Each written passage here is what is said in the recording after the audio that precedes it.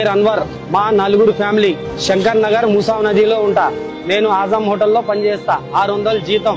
మూసి పక్కన మా ఇల్లుండి ఆ దురవాసనకి మాకు ఇబ్బంది ఉండేది. ఇంకా పిల్లలకి జ్వరాలు, అప్పుడప్పుడు వర్షాకాలంలో వర్షం వచ్చేది, ఆ ఇళ్లలో నీళ్లు వచ్చాయి, ఇంటికి పైకి ఎక్కే పరిస్థితి వచ్చేది. మాకు నిద్ర లేక మేము చాలా ఇబ్బందులు పడ్డాం.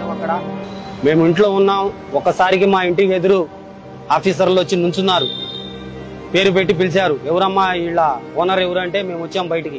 అమ్మ మీ ఇల్లు ఇట తీసేస్తున్నాం మేము మరి అంటే మాకు ఒక్కసారికి అరే మా ఇల్లు తీయటమేంది అనేది మేము ఒక్కసారికి మేము పరిశాన్ అయిపోయాం. సార్ మరి మేము ఇన్ని సంవత్సరాల నుంచి ఇక్కడ ఉంటున్నాం, మరి మా పరిస్థితి ఏంది, మీరు వచ్చి ఇట్లా తీయమంటే మేము ఎలాగా? వానకి తడిచాం, నీళ్లు వచ్చినా మేము వరదలకి పైకి వెళ్ళాం, మళ్ళీ కిందకు వచ్చి మేము ఇళ్లల్లో ఉన్నాం. ఎండిపోయిన తర్వాత మళ్ళీ కడుక్కొని చేసి అదే ఇంట్లో ఉన్నాం. మరి మా ఒక్కసారికి మీరు వెళ్ళమంటే మేము ఏడకి వెళ్ళాలి సార్ అనేది మేము చెప్పాం.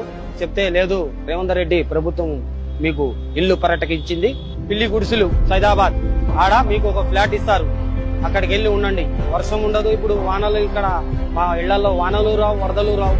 మేము చాలా సంతోషంగా ఉన్నాం. మా పిల్లలకి రోగాలు కూడా రావు. ఇప్పుడు మేము హ్యాపీగా ఉన్నాం సార్.